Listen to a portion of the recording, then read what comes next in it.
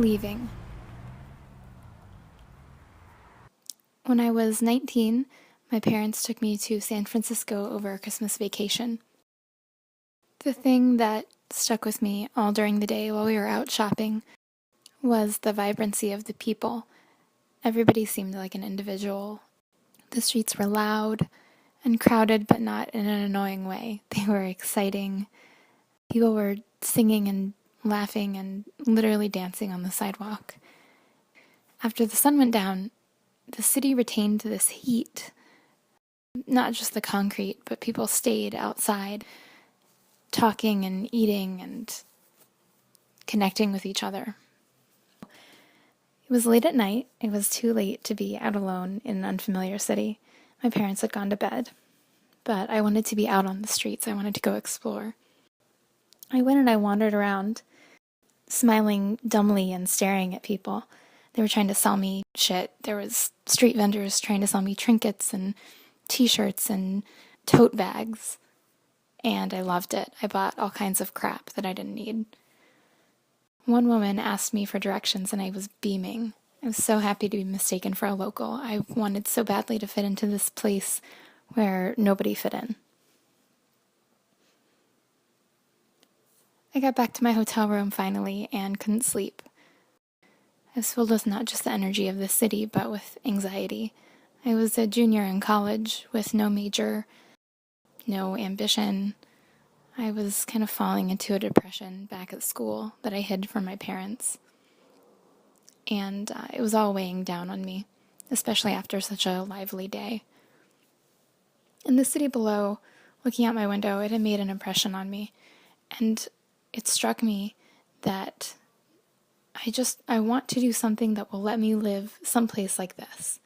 Whatever I do, whatever career I choose, I want to do it here. I want to be here, or someplace that makes me feel like this. I grew up in a sprawling, ugly, dilapidated city, and I had no idea that they could be these little universes of life and happiness and excitement and change. So I sat up all night Googling on my iPhone.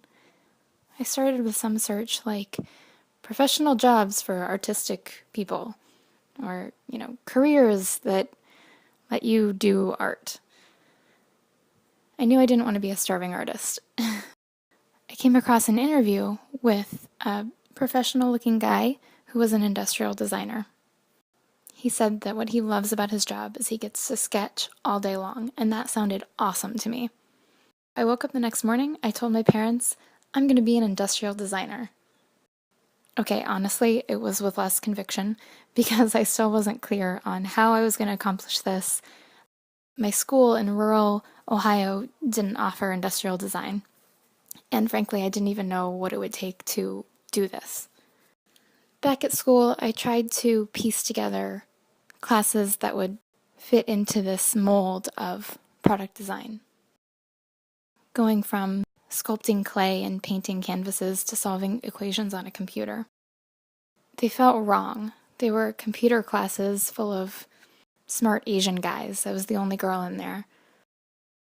But when I started failing at those, it depressed me further. At this small school, all women were expected to become elementary school teachers. I had pretended to belong there for a long time, and I was good at pretending. It was easier to say I didn't know what I wanted to do than to say I wanted to do something that didn't fit into this mold. What happened next was, truthfully, I met a guy. His family lived in Chicago. He didn't turn out to be the guy, but he was the guy for the time, and when I decided to leave Ohio, I knew he'd come with me. Only a few schools in the country offer industrial design, and Chicago didn't seem too big of a leap from the Midwest. It seemed manageable, not too scary. So I visited his family, and I liked it, and I liked them, and they liked me. I didn't love it.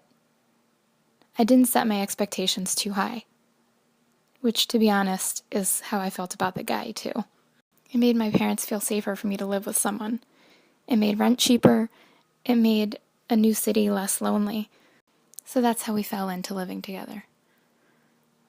I was just beginning to choose my own path, to break this mold of preconstructed expectations, and bam, I fell into another one. But I fell into this comfortable sort of mid-happiness where I could explore these new dreams that I had for myself without compromising the expectations my parents had for me. I was sort of straddling these two worlds, independence and a faux safety net. I'd like to say that I eventually launched myself into my independence fully by my own decision. But eventually the guy got a job offer in LA, and I didn't want to go with him, and he didn't expect me to. I encouraged him to take it because I was secretly excited that somebody was finally pushing me out of the nest. I'd like to say that my big decision to move to Chicago and to start my life over and to choose new things for myself was a brave one. But in many ways, I feel like I sort of strategically used people. Having one foot in a safe hold of sorts made it easier to trust my decision to move here, to change careers, to change friends. I had grown resentful of him, but I think I was actually resentful of myself. All of this courage I had built up in myself and hope, I let it get strangled by a pretty blasé relationship. The biggest thing I had to leave behind wasn't a stagnant relationship or barriers that I felt other people put in my way. I had to let go of some of the emotional safety nets we set up for ourselves. Anxiety, low expectations, and fear of the unknown. When I left all my baggage behind, I finally felt myself embraced by that sea of misfits that I longed to be a part of.